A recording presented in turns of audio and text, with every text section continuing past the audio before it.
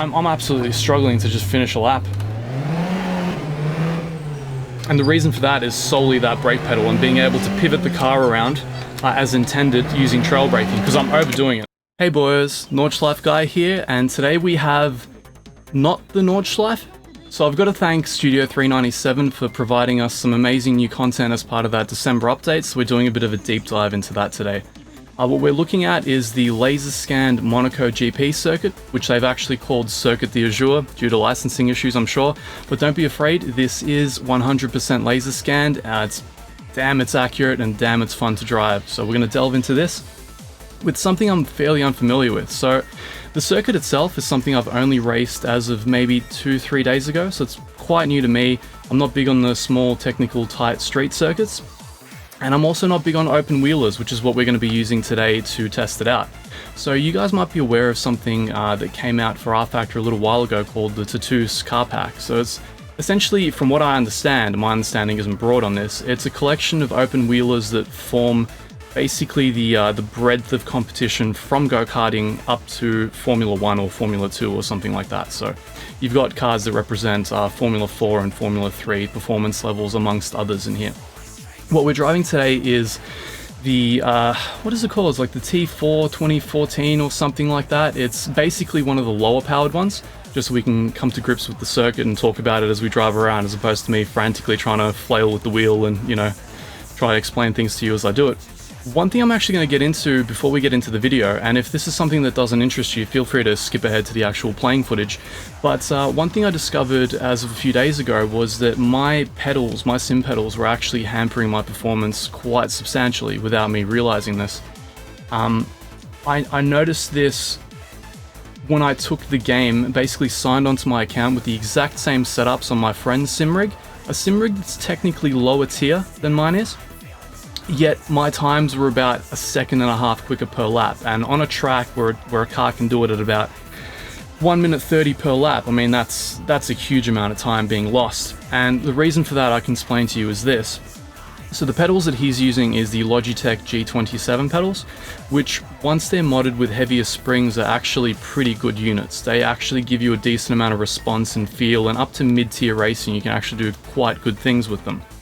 Meanwhile, I've got the Thrustmaster pack, so I've got the T500 RS and the T3PA pedals. The problem with the T3PA pedals is the construction's great, it's all metal, it's all very sturdy, however the springs are very weak, so we modded those and actually got thicker, heavier springs that more closely correspond to the forces you would have to apply to an actual car pedal. Along with that, we also did the conical brake mod. So the conical brake mod is effectively a piece of neoprene foam, which is conical, obviously, and what it does is it sits behind the pedal, and as you press into the pedal, it gives you a sense of progressive resistance, kind of like an actual brake pedal would. So in theory, this is fantastic. Feel-wise, it's much better, but what it actually means in practice is that you lose about 1/3 of the travel of the brake pedal, which makes trail braking very tricky. And that's one thing I realized, that on a circuit like Monaco with open wheelers, without the ability to trail brake to pinpoint precision, you lose 1.5 seconds. So today we're doing it on the T3PA pedals, so I'm not going to be going for any kind of hot lap records for you guys. We'll be doing things, as is our tradition as of 3 videos ago, to do it completely cold. I haven't done any laps today whatsoever. I'll just be trying to get around the circuit and sort of talk about the feel of the car and the circuit itself and how the whole thing comes together. So here we are at the pits in Monaco, and a few things first. I just recorded a 20-minute video until I realized that I wasn't screen capturing anything, so the whole thing has to get axed and we've got to run through that all again. Probably better for you guys because I'll have a more concise delivery this time around. We kind of went over a few topics. I did a bit of rambling, which I'd like to make a bit more coherent on this one. So first things first, we're in the pits here in Monaco. I would suggest turning quite aggressively, leaving the garage, because there's not much space before you hit this barrier. Man, that's scary every time. And obviously try not to stall the car. These clutches are very, very iffy. So leaving the pits, when I first drove this track, I felt like I'd never sim raced before in my life, because I literally just drove straight through there. I had no idea which way I was driving. Mind you, I only drove Monaco for the first time maybe 2-3 days ago. So this whole thing is new. I'm not an open wheeler guy. I don't follow the F1. I don't know the romanticism of Monaco that everybody has.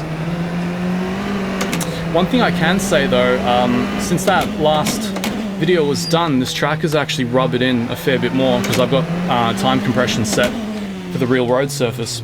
And the amount of grip that you gain from it rubbering in on the open wheeler is almost unbelievable. Like I was spinning left, right and center and having to justify to you guys why all that stuff was happening. These cars are very, very sensitive to brake temp, to tire temp especially. It's basically until you've done about 3 laps of this circuit, don't even bother trying to push the limit. It just doesn't make sense. Now, one thing I want to talk about here, braking at the 100 meter board, yeah, that was a lot better that time. We were talking about the Thrustmaster pedals earlier. So one of the problems I'm running into with this, oh man, ooh. So trail braking is definitely a bit of an issue for me.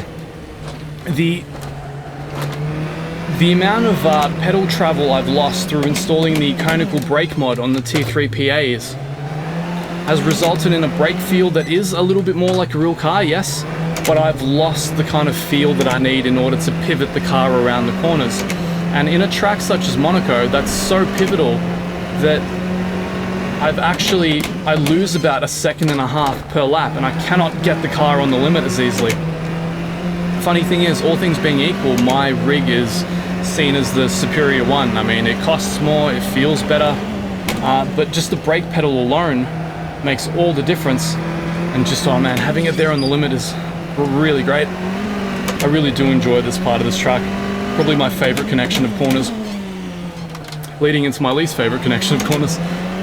These are all the slowest. You're basically running into hairpin after hairpin after hairpin. It's kind of funny to see all the F1 cars back up here in real life and just completely lose their aero and just basically go down to street car speeds. So the fascinating thing about this circuit in F1 is they do a lap in a minute flat. Whereas this car, best case scenario, will do like low 134s, I guess. I mean, I'm not an expert at driving or tuning it, but that seems to be where it's kind of at, unless there's some crazy line I've yet to work out. So one thing I want to talk about here is basically the quality of the car modeling. So the Tattoos pack is something I never really paid much attention to.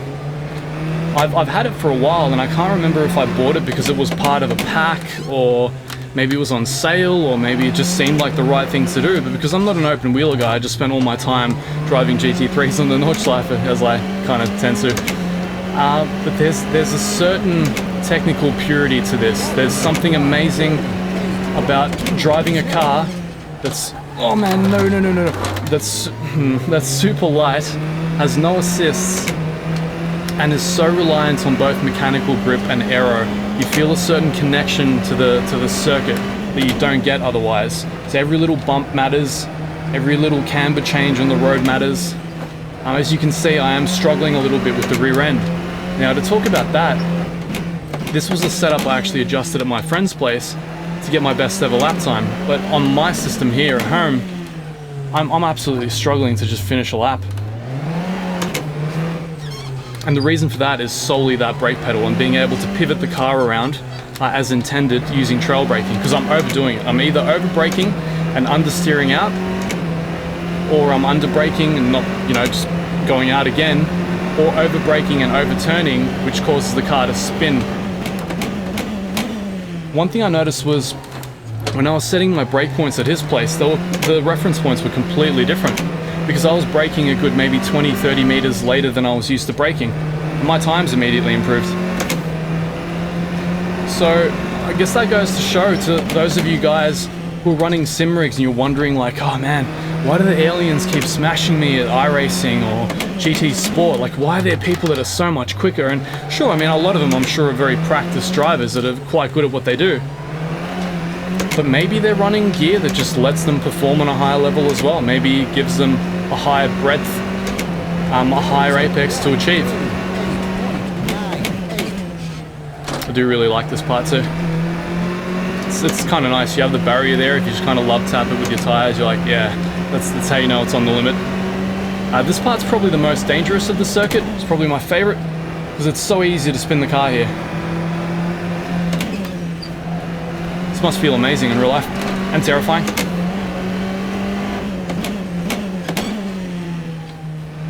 But I've got to say I've gained a tremendous amount of respect for both this circuit and for open wheelers ever since trying this a few days ago. Truth be told, I just bought this circuit for the sake of this video, so I hope you guys found it was worth it.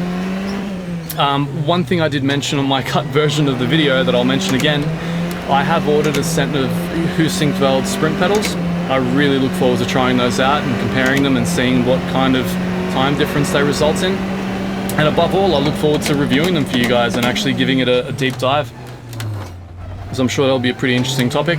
I mean, they in and of themselves cost substantially more than my sim rig in its entirety currently, so hope you appreciate the sacrifices we're making for this channel, because I sure as hell am not sponsored by anyone. We do it all for the love. And one thing I look forward to more than anything is stopping this rig from squeaking by getting rid of it completely. But anyway, that is essentially that video. I hope you guys enjoyed it. I hope you enjoy the content that's coming. I'm thinking about doing a little series where we drive all the different grades of Tatoo's cars around here, you know, one after the other, because they do kind of incrementally grade in performance, and their handling changes, and you know, things get more and more wild and exciting. If that's something that you guys are interested in, please let me know in the comments. Anything else that you want to see in the future videos, ideally rFactor 2 content, because it's the only sim I enjoy playing anymore, you know, that would be great. But otherwise, yeah, keep lapping, have fun, and I'll see you guys in the next one.